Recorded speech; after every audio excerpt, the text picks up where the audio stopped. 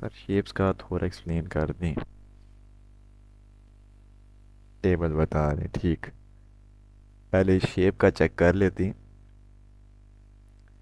Shapes क्या है कि ये एक ऐसी चीज़ है जो कि हमारे प्रोजेक्ट्स वगैरह में काफ़ी ज़्यादा यूज़ में आती है।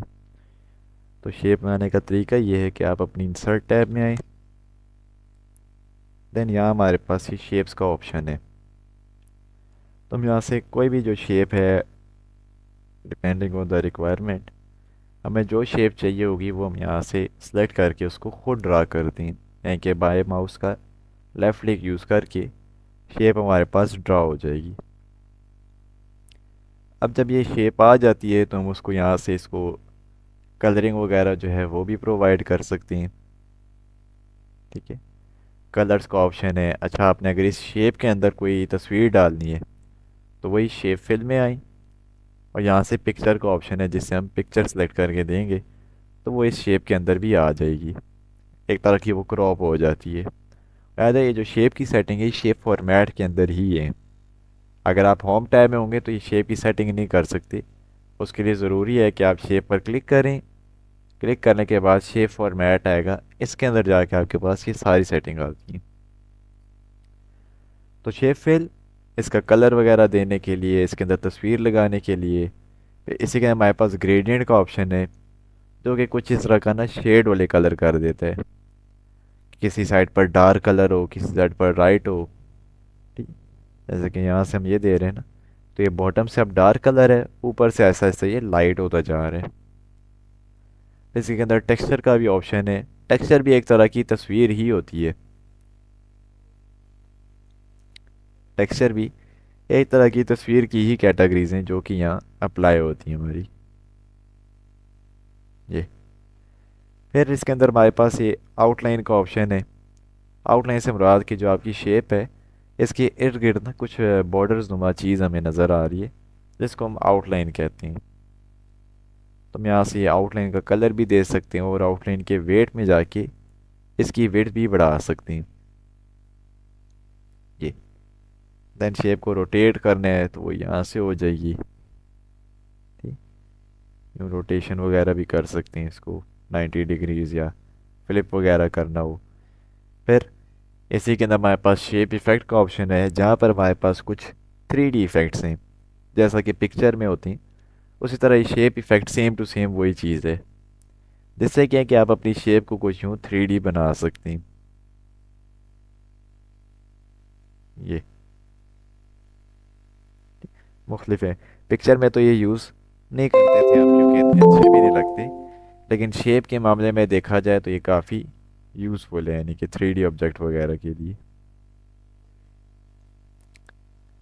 पिक्चर भी सेम है Abrar, same to same setting है, बस थोड़ी सी चेंज है।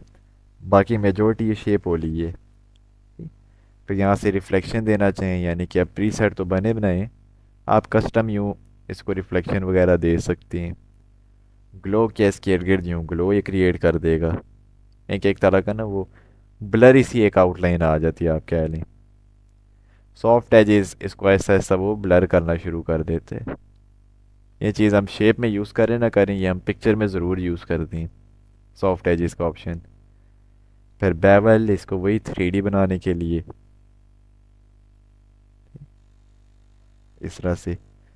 और 3D रोटेशन सिंपल वही रोटेट करवा देगा इसको मोड़ छोड़ करने के लिए।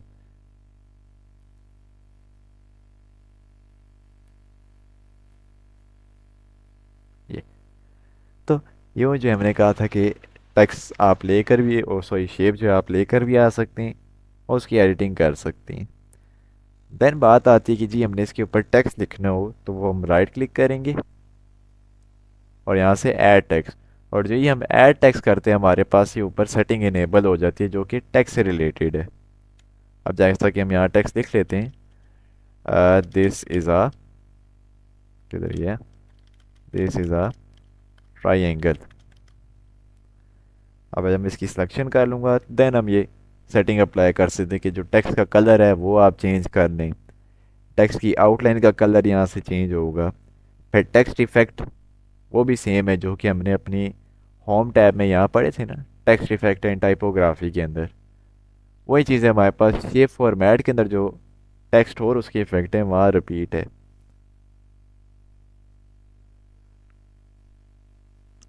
बेवल, रोटेशन, ट्रांसफॉर्म, कुछ इस तरह से ये चीज़ को कर देते हैं। टेक्स्ट को आप कह लें चेंज करना हो तुम यहाँ ट्रांसफॉर्म से मज़ीद भी करवा सकती हैं।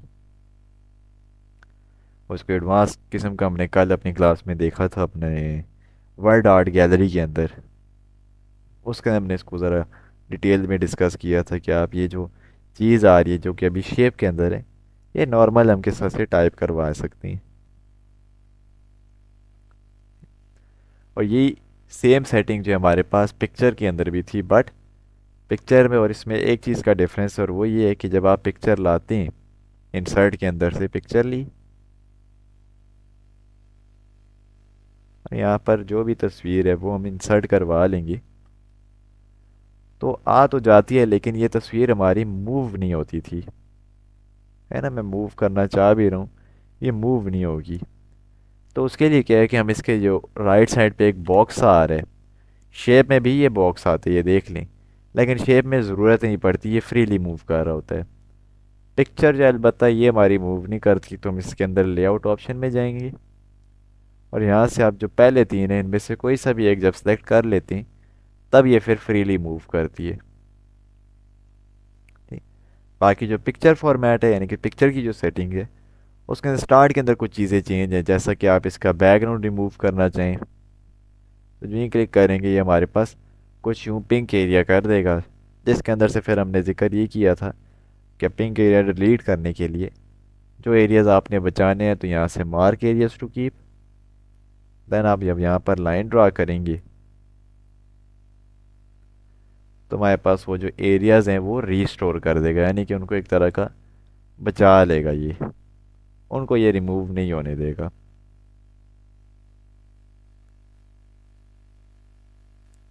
ये मान लें कुछ इस तरह से ना ये पहाड़ियाँ जो हैं ये रह जाएं और नीचे ये जो सिटी सी बनी हुई है ये भी, आसमान यहाँ से हम रिमूव कराना चाह रहे हैं तो हम यहाँ से कुछ इसी तरह से करवा लेंगे।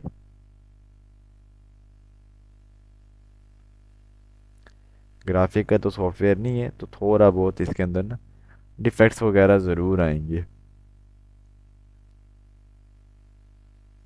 ये और मार्क एरियाज टू रिमूव, जो एरियाज हमने रिमूव करने हैं।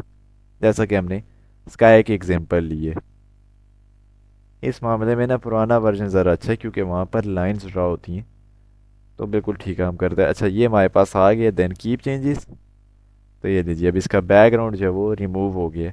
बैकग्राउंड नहीं यानी कि जो चीज़ हमने इसको सेलेक्ट करके दी है पिंक एरिया में,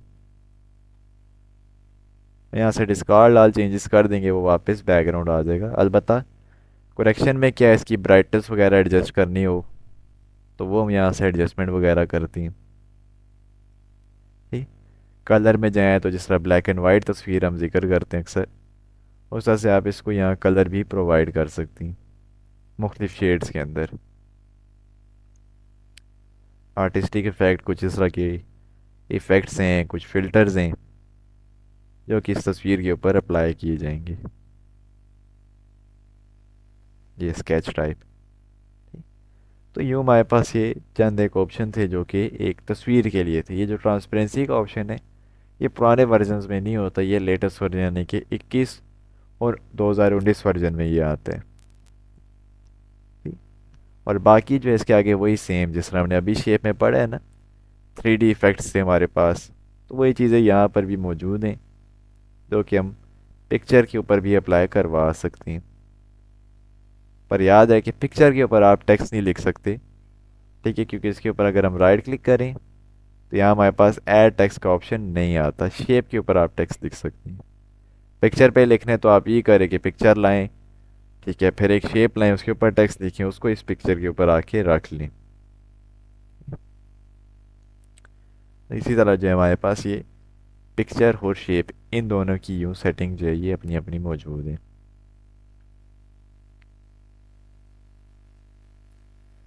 ये क्लियर हुए अपना खतीजा और अबरार, पिक्चर और शेप वाला।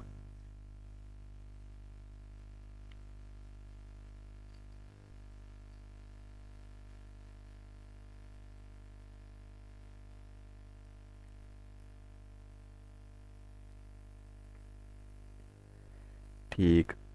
उसके बाद है हफ्सा का कि टेबल। टेबल से पहले जहन का ज़रा छोटा सा सवाल है कि ऑफिस वर्क हो सर जी, तो उसमें मेल्स वगैरह कैसे सेंड करनी है होती हैं, तो वो भी समझाएंगे।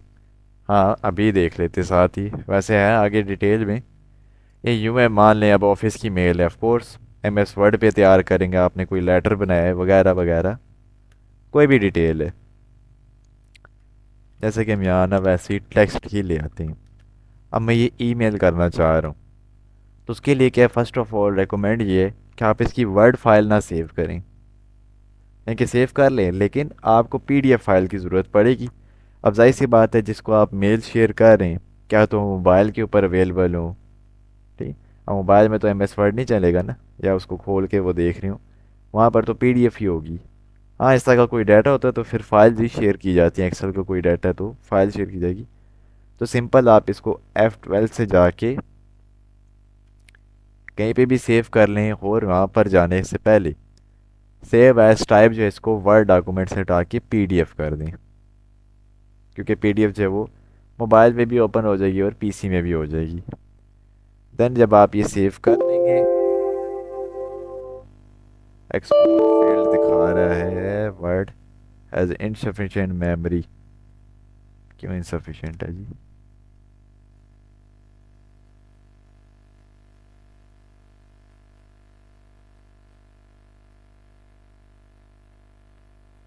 तो ये पीडीएफ हमारी सेव होगी। अब सिंपल जो भी जीमेल है आपके पास, जैसा कि हम जाते हैं जीमेल,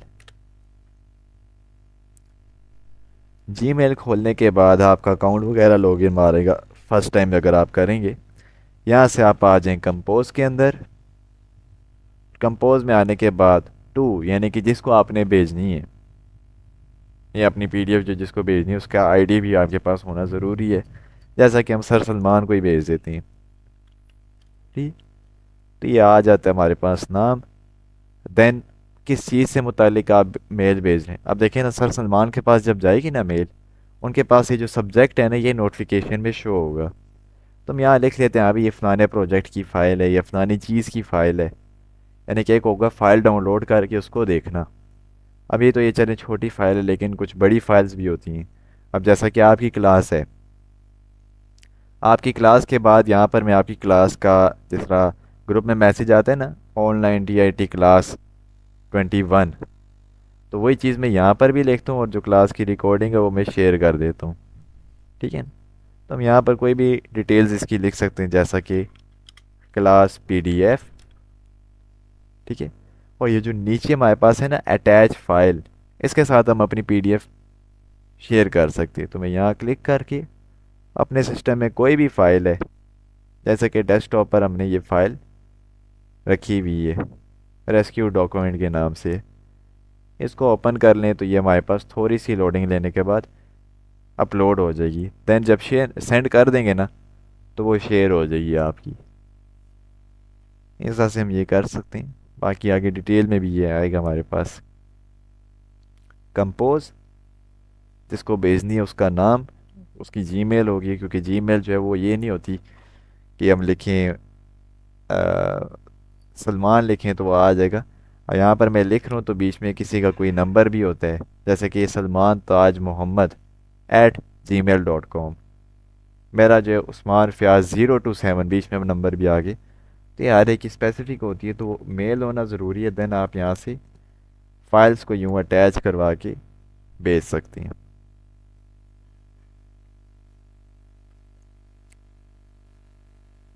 ये अपना क्लियर हुआ है जहन?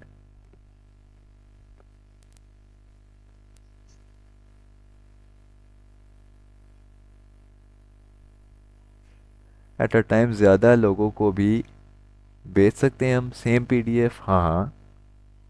ये जो टू के अंदर हमने सिर्फ सर सलमान लिखा है ना, उस आप जो भी नाम है उन सारों को वहाँ पर एक दफ़े ऐड करें, देन शेयर कर दें, और सब पर एक ही दफ़ा यानी कि चली भी जाएगी, और सबके साथ एक दफ़े ही सब्जेक्ट भी लग जाएगा। एक तरह का कॉपी पेस्ट वाला हिसाब।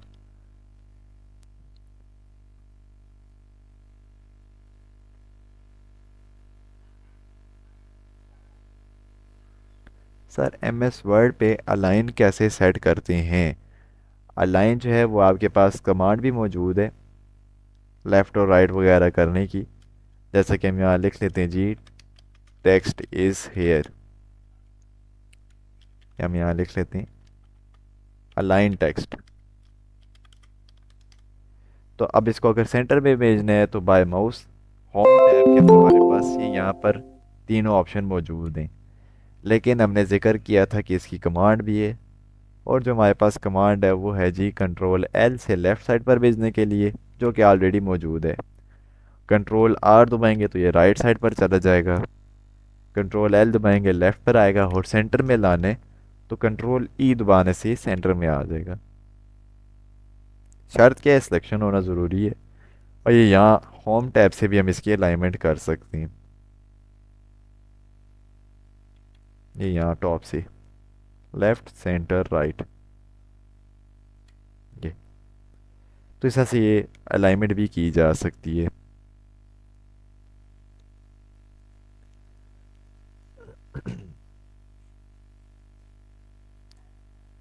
अच्छा, ऊपर हफ्सा कह रही थी कि टेबल टेबल जो है हमारे पास एम एस वर्ड में काफ़ी यूज़फुल चीज़ है। एम एस वर्ड में भी, और मैंने ये भी जिक्र किया था कि जो टेबल है आपका एक्सेल के अंदर भी, आप कह लें जो बेस है एक्सेल की वो टेबल ही है। यहाँ पर पेज आता है तो एक्सेल के अंदर टेबल ही होता है हमारे पास स्टार्ट में। तो टेबल लाने के लिए क्या है कि हम इंसर्ट में आएंगे, देन टेबल, और यहाँ से आप टेबल ला सकते हैं। जैसे कि ये जो बॉक्सेस हैं यहाँ से भी हम टेबल ला सकते हैं, इंसर्ट टेबल से भी ला सकते हैं। जैसा कि मैं इंसर्ट टेबल में जाता हूँ तो टेबल जब आता है उसके अंदर हमारे पास एक रो और कॉलम का कॉन्सेप्ट आता है। जैसा कि मैं रेंडमली एक टेबल बना देता हूँ। अब ये टेबल जो आया है इसके अंदर हमारे पास इस तरह से जो है कॉलम्स गिने जाते हैं कि ये एक कॉलम है, दूसरा कॉलम, तीसरा कॉलम, चौथा कॉलम, पांचवा कॉलम, छठा, सातवां और आठवां कॉलम। जबकि रोज़ है वो हॉरिजेंटल यानी कि लेफ़्ट टू राइट गिनी जाएंगी। जैसा कि ये एक रो है, दूसरी, तीसरी रो, चौथी, पांचवी और छठी रो। तो तकरीबन हमारे पास 6 रोज़ हैं, जबकि कॉलम्स की अगर हम बात करें तो ये हमारे पास 8 कॉलम्स हैं।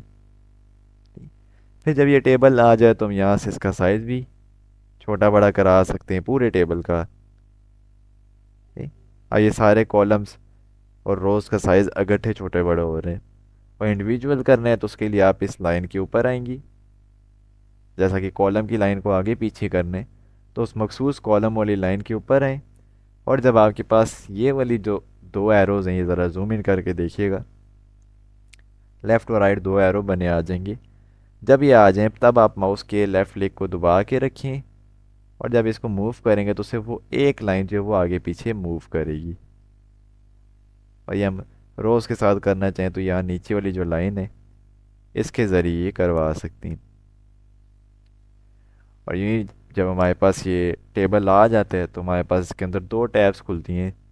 टेबल डिज़ाइन, जहाँ से आप ये कर सकते हैं कि इसके जो टेबल के अंदर का कलर है वो आप यहाँ से चेंज वगैरह करवा सकती हैं, यानी कि जो बॉक्सेस हैं जिनको हम सेलेक्ट कर रहे हैं उसका कलर चेंज हो जाएगा।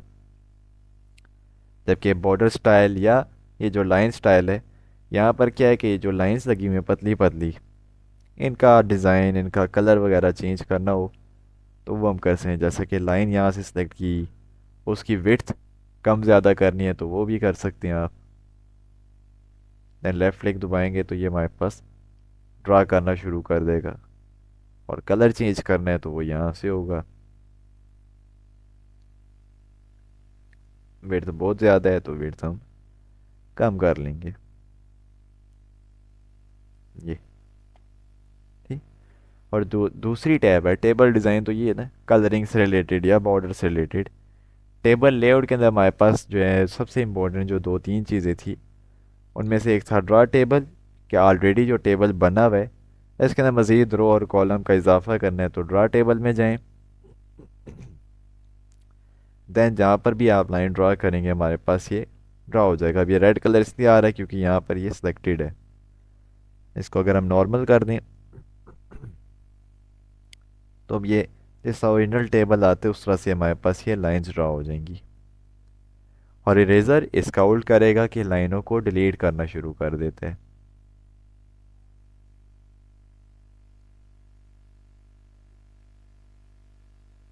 ये हिस्सा से।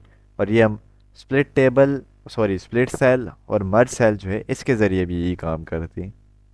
अब मर्जिंग क्या यही है कि आप इरेजर से जो एक एक लाइन बटा रहे, मर्जिंग से वो आप एक दफ़ा ही सिलेक्ट कर लें, देन मर्ज सेल, तो ये ले जी वो सारी बीच वाली लाइनें जो है वो गायब कर दी हैं। और इस तरह से ये स्प्लिट सेल के आपके पास एक ही सेल है, उसके अंदर मज़ीद छोटे छोटे रो और कॉलम चाहिए, तो स्प्लिट सेल से हमारे पास ये हम लेकर आ सकते हैं। नंबर ऑफ़ कॉलम 4 दिया, नंबर ऑफ़ रोज़ हम 2 दे देते हैं, तो उसी के अंदर मज़ीद वो रो और कॉलम का इजाफा करवा देंगे।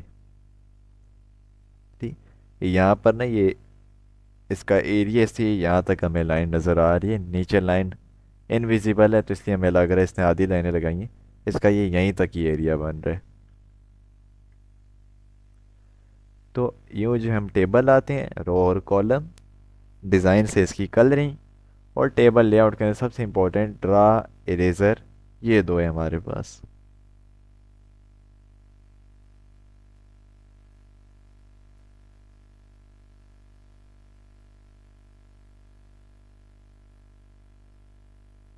सर स्क्रीन शो नहीं हो रही है, कह रही होंगी क्लास दोबारा से रीज्वाइन कर लें, इश्यूज़ वगैरह आते हैं अक्सर नेटवर्क में, दोबारा ज्वाइन कर लिया करें। अगर बॉक्स ख़त्म करने हो फिर क्या करेंगे, तो वही इरेज़र, इरेज़र भी कर सकते हैं, और मर्ज सेल जो है ये भी यूज़ कर सकते हैं। बस मर्जिंग के लिए एक सिलेक्शन होना ज़रूरी है। इरेज़र से इरेज़र यानी कि एक रेज़र सा बना आ जाएगा, देन जिस लाइन पर आप क्लिक करेंगे वो डिलीट होंगे, और ये बॉक्सेस की जो तादाद है वो ऑटोमेटिकली कम होना शुरू हो जाएगी। स्टार्ट में ये लाइन ज़रूर नज़र आएंगी, डॉटेड लाइंस में, लेकिन जब आप सेटिंग से बाहर आते हैं ना, या अगर कहीं खाली जगह क्लिक करें, ये लाइंस गायब हो जाती हैं। जैसा कि अगर मैं रेज़र यूज़ करके लेफ़्ट क्लिक दबा के रखूँ और यहाँ पर मैं सारी जगह सेलेक्ट कर लूँ, तो ये पूरी जगह से उसने जगह गायब कर दी है, रो और कॉलम लाइंस वगैरह जो हैं।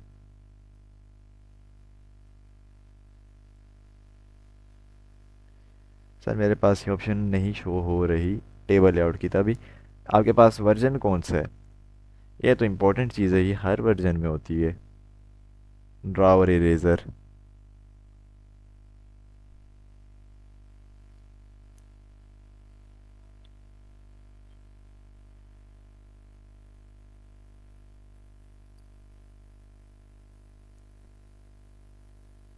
ये होगा, अगर ड्रा आपको यहाँ ना मिले ना तो इंसर्ट के अंदर जाएं, इंसर्ट के अंदर टेबल, टेबल के अंदर ये ड्रा टेबल का ऑप्शन मौजूद है। अलबत्ता ये जो इरेज़र का ऑप्शन है ये हमारा टेबल लेआउट के अंदर ही मौजूद है, सिर्फ यहीं से यूज़ कर सकते हैं। क्या पता इरेज़र लिखा हुआ ना हो, लेकिन ये छोटा सा इरेज़र बना होगा, छोटा सा रबर टाइप बना होगा, तो आइकन्स थोड़े बहुत चेंज ज़रूर होती हैं, होगा ज़रूर। ये रहने दें, एक काम करें ना, अगर अभी पॉसिबल है तो आप मुझे ना अपने टेबल लेआउट की तस्वीर भेज दें क्लियर सी एक।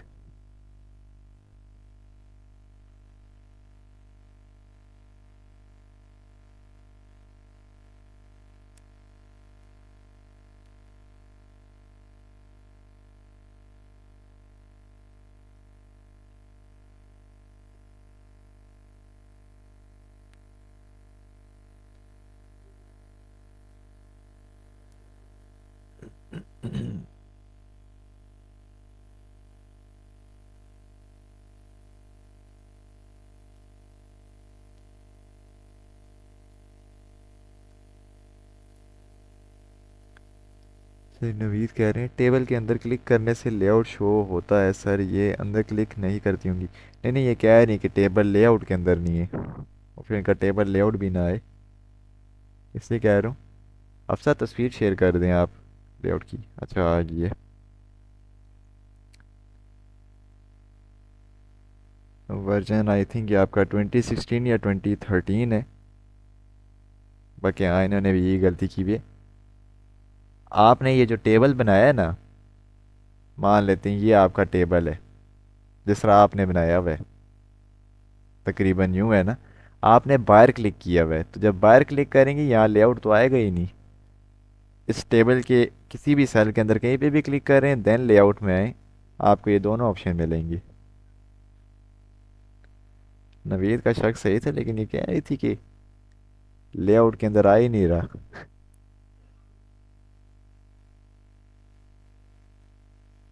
अच्छा, टेबल लेआउट की ऑप्शन शो नहीं हो रही। ठीक ठीक, मैं समझा कि लेआउट के अंदर भी नहीं है। ये टेबल, पिक्चर शेप और टेबल, इनकी जो ये एक्स्ट्रा हमने सेटिंग पढ़ी है ना, ये तब भी आती है जब हम उस चीज़ के ऊपर क्लिक कर दें। नई ऑप्शन नहीं शो हो रही। आप यहीं क्लिक कर रही हैं इसके, यानी कि सेल के अंदर, इस जगह पर, यानी कि डब्बे के अंदर क्लिक कर रही हैं। क्लिक करेंगे ये लास्ट में शो हो जाएगा टेबल लेआउट, फिर उस पर क्लिक करेंगे ये सेटिंग आएगी।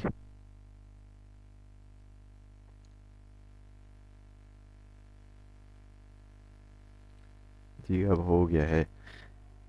वही ना, ये पॉसिबल है, ये पुराने वर्जन में भी होता है। तो क्लिक करने से आएगा, शेम शेप का भी है। शेप आ गई, बाहर क्लिक कर देंगे ना तो शेप की सेटिंग नहीं आएगी कभी भी। शेप या पिक्चर है तो उसके ऊपर क्लिक करना ज़रूरी है, देन उसकी सेटिंग इनेबल होगी।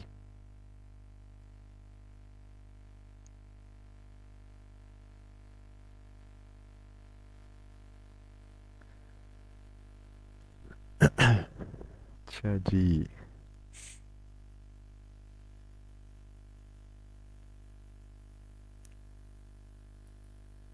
और किसी का कोई सवाल, कोई मसला परेशानी आ रही हो?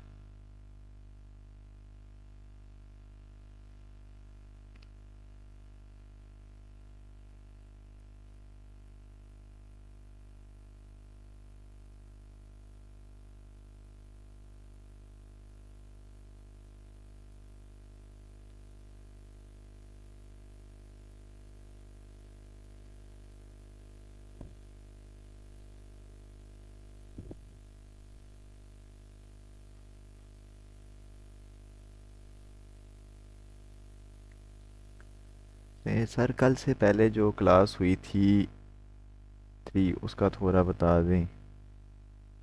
कल से पहले जो क्लासेस हुई थी, थ्री, कल से पहले यही हमने पिक्चर वगैरह पढ़ी थी। ये जो हमारा लेसन है ना, लेसन नंबर 13, ये काफ़ी लेंथी था, तो हमने इसको तकरीबन हमारे 3-4 दिन मिनिमम भी इस पे लगे ही हैं। तो पहले हमने यही पिक्चर पढ़ी थी, फिर शेप। कल जो हमने ये स्मार्ट आर्ट और वर्ड आर्ट गैलरी पढ़ा था।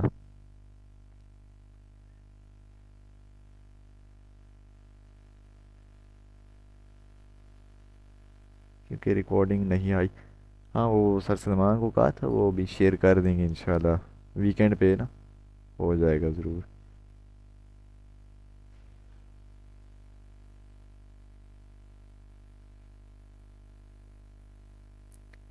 उनकी पीडीएफ भी शेयर कर दें। की भी है, चले मैं दोबारा शेयर कर दूंगा आपको।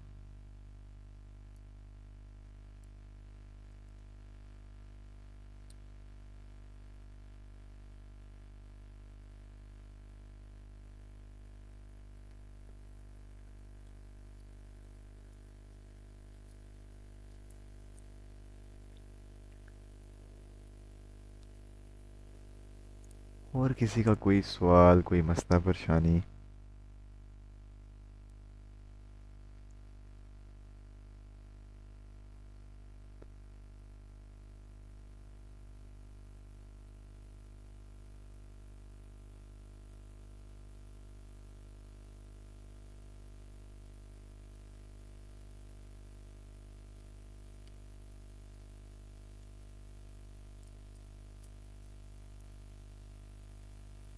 नो सर, टेस्ट कैसे होगा? टेस्ट देखा जाए, अभी आपकी कल और परसों तो क्लास होंगी दो, यानी कि वो आप कह लें एम एस वर्ड से रिलेटेड ना कुछ इंफॉर्मेशन वाली क्लासेस हैं, वो होंगी। देन आपका कह लें कि सैटरडे संडे जो है, इस दिन मैं आपको ना वो शेयर कर दूंगा पेपर। वो एम एस वर्ड की ही फाइल होगी, तो उसी के ऊपर सॉल्व करके देन आप लोगों ने वापस शेयर कर देने। ग्रुप में नहीं हो तो मुझे ही शेयर करेंगे। तो ऐसे है, इजी से है, कॉन्सेप्चुअल सवाल है, यानी कि डिफ़िकल्ट नहीं है।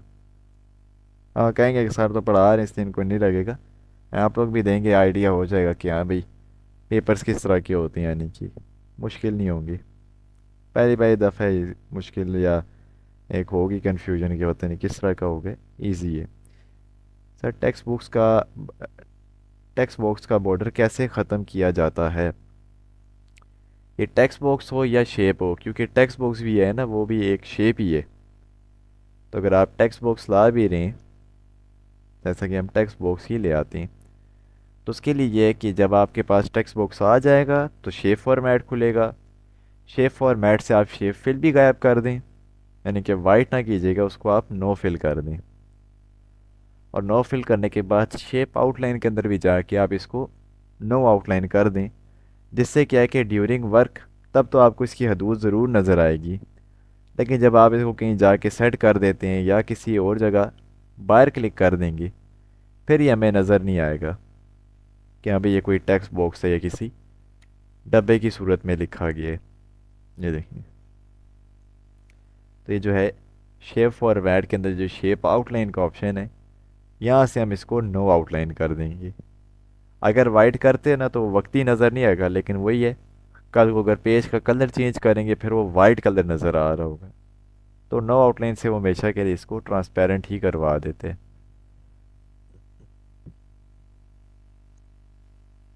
ये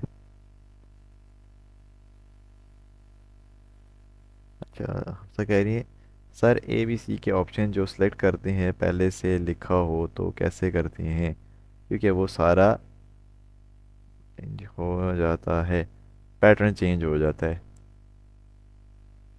फिजिकल तो पेन से ही होगा।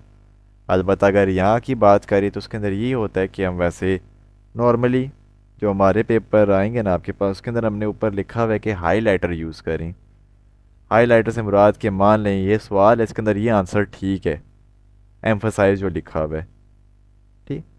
तो उसके अंदर क्या है कि आप लोगों ने उसको यहाँ होम टैब में जाके इधर से किसी कलर से हाईलाइट कर देने, सिंपल, हमें समझ लें। लेकिन हाँ कहीं होता है ना वो सर्कल के अंदर करना है जी, कोई पॉइंट, तो सर्कल का यूज़ करना ज़रूरी है। तो उसके लिए आप इंसर्ट से जाके शेप में ही जाएं, सर्कल ही लें, सर्कल ड्रा कर लें छोटा सा। अब उसको वही काम करना है जिस तरह के शेप फिल ना नो फिल कर दें। आउटलाइन रहने दीजिएगा ताकि वो नज़र भी तो आए। और फिर कुछ इस तरह से आएगा ना कि मान लें ये ऑप्शन है, ऑप्शन ए, तो उसके ऊपर आप यहाँ यूँ रख देंगे तो आ जाएगा कि हाँ भी इसको सर्कल किया हुआ है, यानी कि ये सिलेक्टेड है। साइज़ वगैरह इंक्रीज डिक्रीज करके यूँ।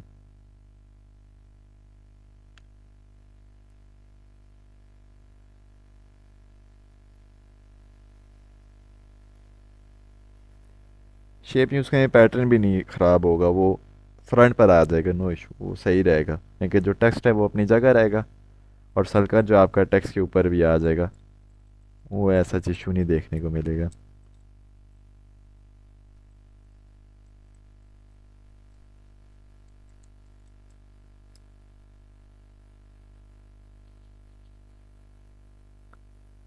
और कोई सवाल, कोई मसला परेशानी किसी को भी?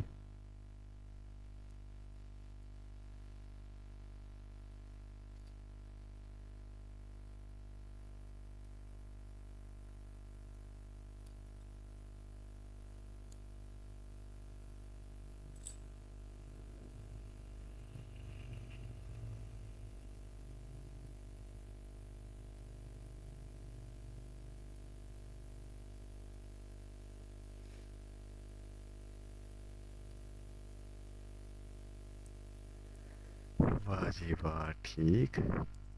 इसका मतलब है मैं ये समझूं कि चलें वर्ड आप लोगों का क्लियर है जो हमने अभी तक पढ़ा है। चलें ये अच्छी बात है कि सब कुछ क्लियर है। तो बाकी टेस्ट है, पहली दफ़ा है तो कंफ्यूज हो रहे होंगे। ऐसा सच इशू नहीं है, पहला टेस्ट होगा, जहन क्लियर हो जाएगा कि किस तरह का होता है। ठीक है। और आप लोग खुद कहेंगे कि सर हमारा रिटर्न टेस्ट जो है वो आसान था निस्बतन ओरल टेस्ट की। सॉरी सर, मुझसे टेबल नहीं हो रहा। यही है ना, अब देखिए, टेबल बना हुआ है, दो टेबल बने हुए, लेकिन यहाँ टेबल की सेटिंग नहीं हो रही। वजह क्या है कि मेरा जो क्लिक हुआ हुआ अभी खाली जगह पर है, ये खाली जगह पर कर्सर है। जब मैं किसी भी टेबल के ऊपर क्लिक कर दूंगा, दोनों में से कोई सा भी एक, तब जाके ये ऊपर सेटिंग आएगी। और जब हम टेबल लेआउट के अंदर जाएंगे देन हम इसकी सेटिंग वगैरह जो है वो चेंज कर पाएंगे। अब चाहे वो डिज़ाइन की सेटिंग हो या टेबल लेआउट की, टेबल के ऊपर क्लिक करना ज़रूरी है। बाहर क्लिक होगा ना, बेशक आपने टेबल बना लिया, बाहर क्लिक करेंगे वो वापस गायब हो, जिस तरह मेरा भी गायब हो गया। फिर से क्लिक करूँगा फिर से आ जाएगा। देखिए, बाहर क्लिक किया गायब, इस पर क्लिक किया वापस आ गया।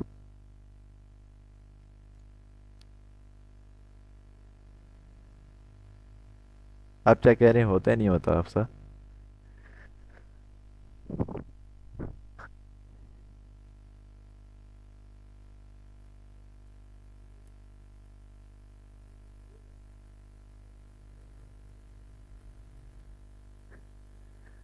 पक्की बात है, ऊपर आपने कहा था जी सर हो गया है, फिर आपने कहा कि ये समझ नहीं आई।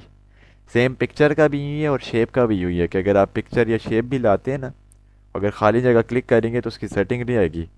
देन जब हम उसके ऊपर क्लिक कर देंगे, और जब तक क्लिक वहाँ होगा तब तक वो सेटिंग रहेगी। कि फालतू जगह किसी और जगह क्लिक कर देंगे तो वो वापस सेटिंग क्लोज भी हो जाती है ऑटोमेटिक।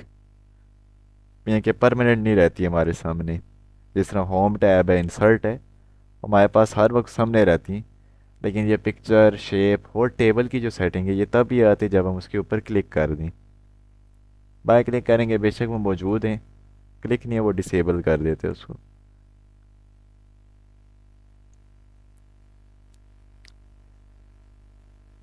प्रैक्टिस कीजिएगा ना, चेक कीजिएगा ना, वो फिर भी पूछ लीजिएगा, क्लास के अलावा भी पूछ सकते हैं यानी कि।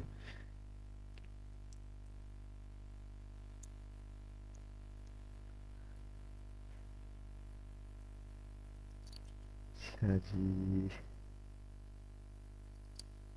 अबरार हैं, आफाक, आयशा, हफ्सा, खतीजा और नवीद, ठीक। चलें, ये जो है इसको आप लोगों ने देखना है। कल जो है ज़रा, आप कह लें एम एस वर्ड से रिलेटेड ना, चंद एक छोटी मोटी चीज़ें जो कि आप कह लें हमारे लिए काफ़ी इम्पोर्टेंट हैं। ठीक है, अब यूज़ कर रहे हैं तो उसके लिए काफ़ी डेली पर्पज़ में आप उसका यूज़ भी कर सकती हैं।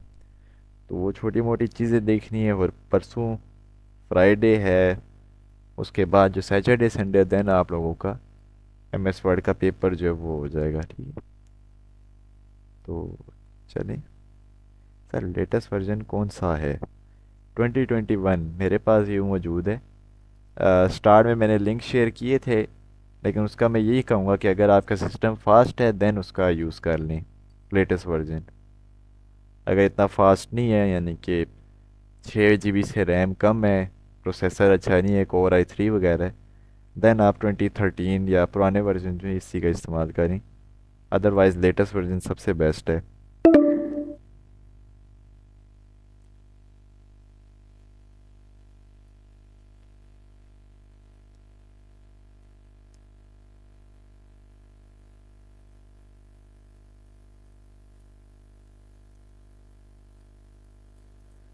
चलिए तो, चलें, ये जो है इसको आप लोगों ने देखना है।